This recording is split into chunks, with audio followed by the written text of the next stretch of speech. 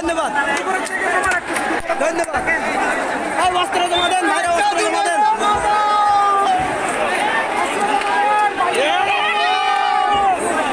2024-এর বাংলাদেশ মুক্তিযোদ্ধার অস্ত্র সমরাস্ত্র যেটা ব্যবহৃত হয়েছিল আওয়ামী লীগের বিপক্ষে, ফ্যাসিবাদের বিপক্ষে,